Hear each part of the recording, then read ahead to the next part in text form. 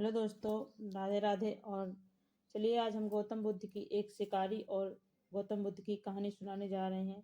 गौतम बुद्ध और शिकारी। एक समय की बात है, महात्मा बुद्ध अपनी तपस्या में लीन थे। उन्हें तपस्या में बैठे हुए कई दिन बीत चुके थे। तभी एक शिकारी उस रास्ते में जा रहा था।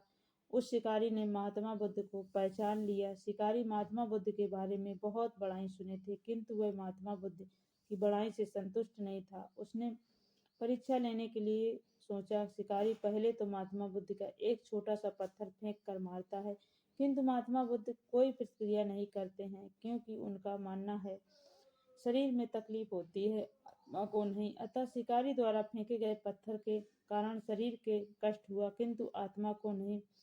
शिकारी कुछ समय सोचता रहा, महात्मा बुद्ध कुछ प्रतिक्रिया करेंगे, किंतु महात्मा बुद्ध अपनी तपस्या में लीन थे। उन्होंने कोई प्रतिक्रिया नहीं की।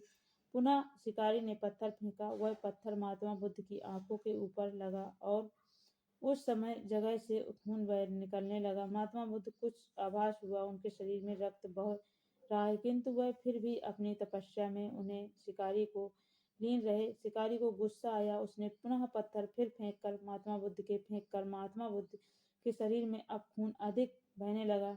इतनी पीड़ा महसूस कर महात्मा बुद्ध की आंखों में आंसू निकलने लगा। शिकारी ने महात्मा बुद्ध के पास जाकर पूछा, आपको जब मैंने पत्थर मारा तो आपने कोई प्रतिक्रिया नहीं दी। महात्मा बुद्ध ने बड़े ही सरलता के साथ कहा, क्योंकि इससे मेरे शरीर का कष्ट हुआ है, मेरे मन मस्तक को नहीं। शिकारी अवंचित रह गया। उसने पूछा, फिर आपकी आंखों में आंसू क्यों आ रहे हैं? पर महात्मा बुद्ध ने पुनः कहा, तुम्हारे द्वारा किए गए अनुचित कार्य के परिणाम से मेरे बारे में मेरा मस्तक, मेरी आत्मा विचार कर रो रहे हैं। तुमने इतना बड़ा पाप किया है, इसकी सजा तुम्हें मिलेगी। बुद्ध की बातों को सुनकर शिकारी महात्मा बुद्ध के चरणों में नतमस्तक हुआ और उनसे क्षमा याचना मांगी। और शिकारी धर्मशील क्षमाशील व्यक्ति, उन्होंने तुरंत शिकारी को क्षमा कर दिया और अपना आशीर्वाद दिया। वह शिकारी महात्मा बुद्ध का आशीर्वाद पाकर एक महान व्यक्ति और साधक जीवन जीने लगे। दोस्तों, हमारी कहानी अच्छी लगी हो तो वीडियो को लाइक करें, चैनल सब्सक्राइब करें।